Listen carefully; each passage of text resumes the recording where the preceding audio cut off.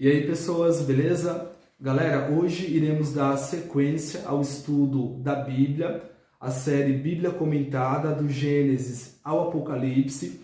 Estamos ainda em Gênesis, capítulo 35, só que na segunda parte do capítulo, versículo 16 em diante, e esse texto ele vai trazer a narrativa do momento em que Raquel, esposa de Jacó, ela vai falecer, e traz também a narrativa do momento em que Isaac, que é o pai de Jacó, ele falece.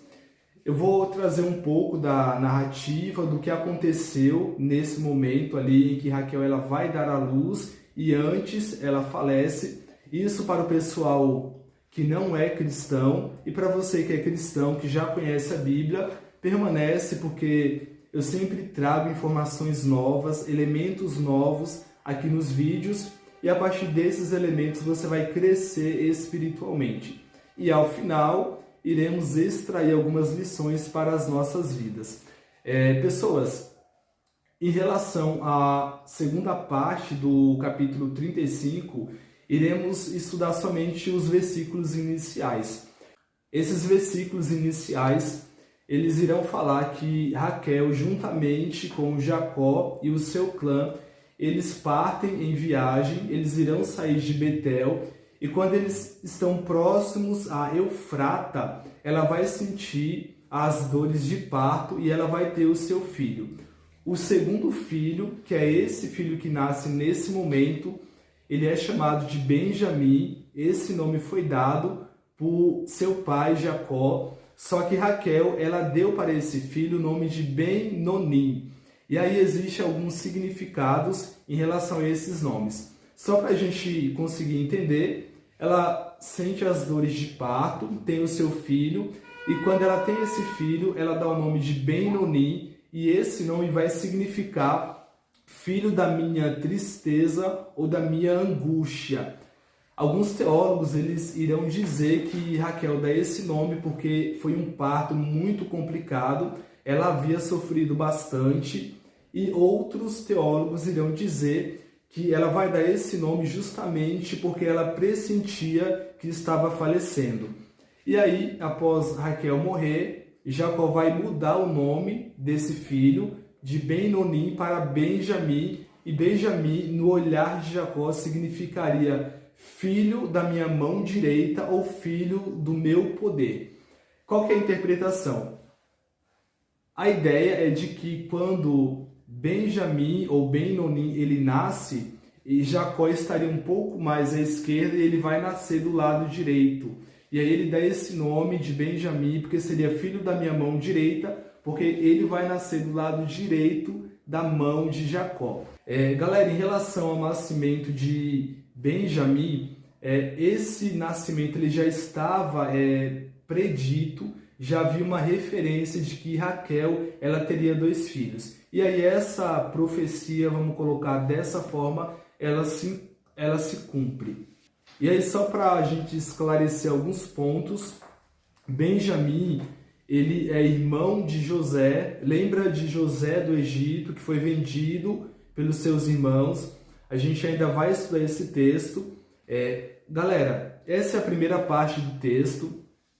Tem algumas interpretações que irão dizer que Raquel, ela, a partir do momento em que ela falece, a alma dela sai do corpo e ela começa a vagar pela terra, e alguns outros acreditam que ela tenha ido para o céu. Por que eu estou falando isso? A interpretação bíblica em relação à alma ou ao que seria o ser vivo, ela é completamente diferente dessas interpretações. Essa ideia de que existe uma alma ou um espírito que vaga pela terra, ela não tem base teológica, galera. Qual que é o texto que eu vou utilizar para embasar o que eu estou falando? A gente tem o primeiro, que é Eclesiastes. Se eu não estiver enganado, é o capítulo 9 e o versículo 5.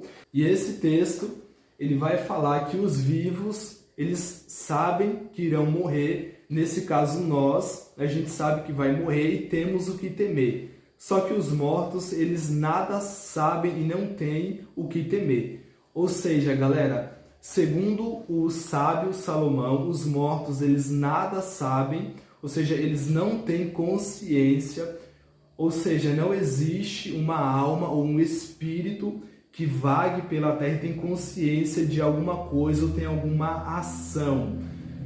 Segundo o entendimento bíblico, a morte ela funciona como um estado de sono.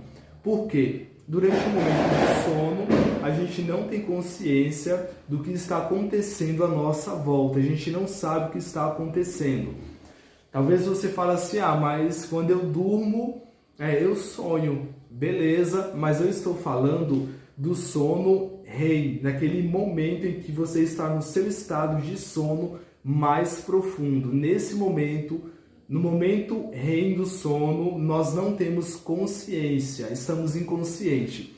Pessoas, a morte ela vai funcionar como um estado intermediário entre a vida. Como assim um estado intermediário, Manuelson? A ideia, galera, é que a gente tem a vida, o presente, esse momento, a gente tem a morte, que é um estado intermediário de inconsciência, e posteriormente teremos uma outra vida, que é quando Cristo ele retornar aqui a essa terra, que seria justamente esse novo céu e essa nova terra.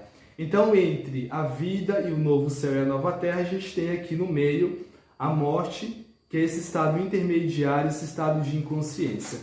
Um outro texto, galera, que eu quero trazer aqui para vocês e que eu acho extremamente interessante é em relação ao capítulo 2, versículo 7 do livro de Gênesis. Lá vai dizer que Deus ele sopra o seu fôlego de vida no homem e o homem ele passa a ser uma alma vivente. E aí tem essa ideia de alma vivente. Quando a gente vai lá para o hebraico, esse termo alma vivente, ele é nefesh.